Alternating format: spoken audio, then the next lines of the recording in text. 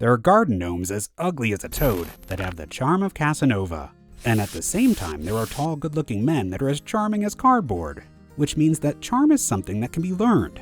And you know, when you start looking at charm as something that you can improve on, and not just something to be left to chance, it's at that point you open your mind to something that could change your life forever. Today, I want to share 5 scientifically backed techniques that will help you build your own charm. One important thing to understand about charm is that it's directly correlated with confidence. When we think of a charming person, we usually imagine someone who's already very confident. And a big part of confidence is that it's based on the achievements you have. We're confident in doing things we've successfully done a ton of times. And yeah, obviously, the easy way out would be to say that it's all about practice, which is true, but there are several other key takeaways we'll get into later. What I want to point out for now is that because confidence is based on the achievements you have, if you improve your life as a whole, which you're already doing if you're working on self-improvement, then you are also indirectly improving your confidence, and in turn, your charm. Another important point to discuss before we get into the science is that you need to have a mental image of what your perfect charming self should look like in the end, and why you even want to be charming in the first place. The why is important, because you're not going to run into a burning building for no reason, but you might if there's a baby in there who needs to be rescued. The mental visualization of what you want to look like is important for having a straight direction to aim towards. You need to clearly define both of these things before starting out. Here's an example. Maybe I want to become more charming so that I can more easily talk to women that I meet because I want to start dating. And the scenario I picture in my mind is that I never run out of cool things to say during the date. I want to be able to spin any topic in a light and witty way to make the conversation flow more smoothly. With this in mind, we can begin venturing deeper into the science of it all. Now, everyone has their opinion on pickup artists, and it's very easy to make fun of them. But getting past that, when it comes specifically to charming women only through conversation, there has been significant progress made to boil it all down to an exact science. All thanks to the old school pickup artists. A science is in, if you get X reaction, then it's reasonable to conclude that she thinks Y, or if you say A, then you will get reaction B. In reality, it's not as mechanical as that. It's more about internalizing some key scientific principles that you can base your interactions around to get the desired result. Because not everything can be predicted and predetermined. It would be impossible to do that, not because charm can't be scientific, but because there's a ton of factors to take into consideration when trying to charm somebody. They may have had a bad day and may not be responsive to something that previously worked on other women. The important takeaway here is to just focus on the most important factors that you can control and simply work on improving those. Back to pickup artists, a lot of people dunk on this approach because they don't like thinking of themselves as trying to be fake. They believe that if you try to act differently from how you would normally act, then it means you're not staying true to yourself, and you won't be able to keep up the act forever. In reality, the truth is somewhere in the middle. It's not about trying to put up a persona, it's about improving your social skills. Because objectively speaking, if you think you're at a lower level with your social skills, you could probably do with some more charm as well. The key is to develop your own unique style of charm based on the way you normally act.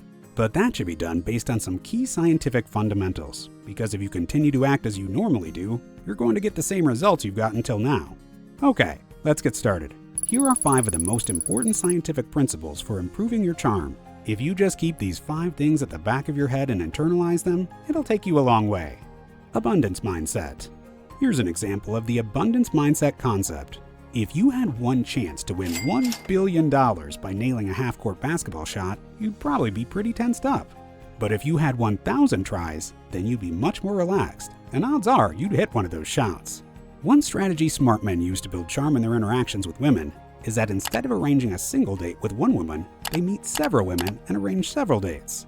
Let's talk about what this does for your subconscious. It lowers the stakes and helps you relax and be yourself. If your date seems uninterested, if she's on her phone the whole time, if she's texting her friends or not engaged in conversation, you're not going to go crazy trying to impress her or act like you're needy. Because you're not actually needy. You already have 3 other dates with other cute women you want to meet. This will alter your mindset in such a way that it will lower your stress level and help you to be more charming on your first date. In a study published by Karina Schreiber in NBC Psychology in 2024, they found a correlation between mental well-being and the mindset you have. They concluded that a positive mindset change has a significant influence over performance and mental well-being if it is maintained through daily life, which applies to our case of creating an abundance mindset. This principle can be applied in a lot of other areas of life, like job interviews, professional connections, or friendship.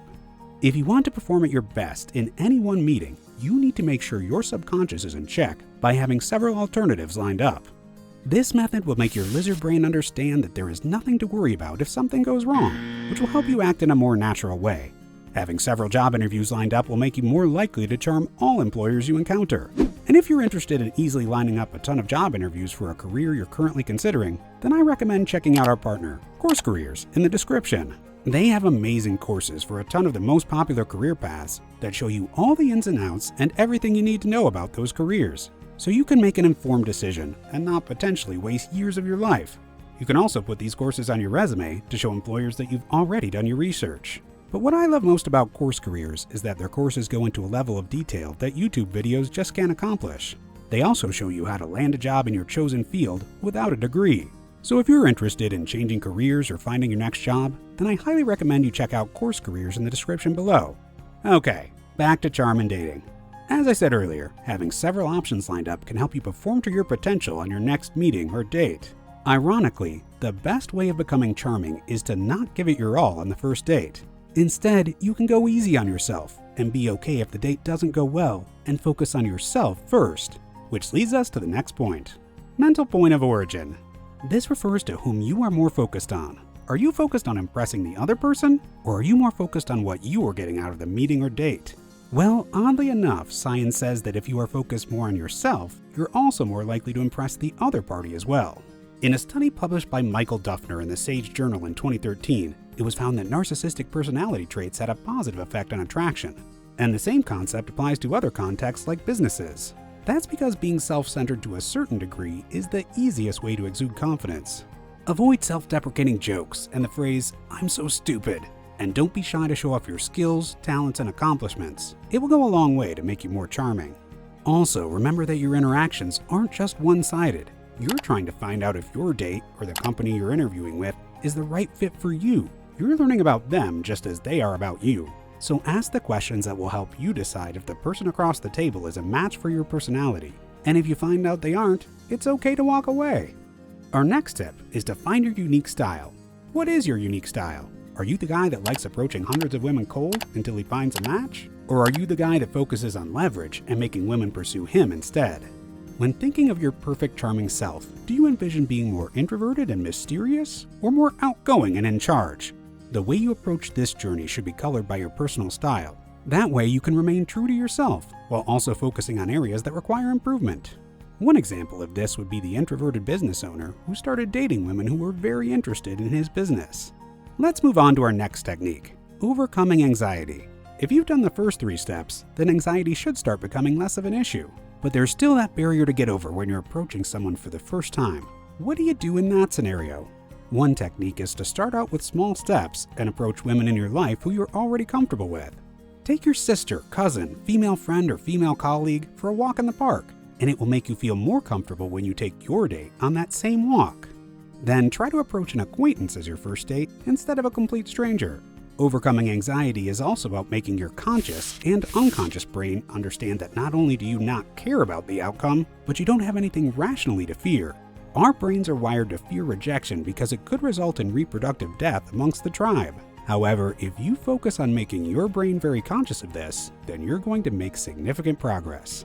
Alan Carr, the author of The Easy Way to Stop Smoking, writes that the most important technique for overcoming smoking is to make your brain realize that there's nothing to lose when you quit smoking, and that the pleasure is just an illusion.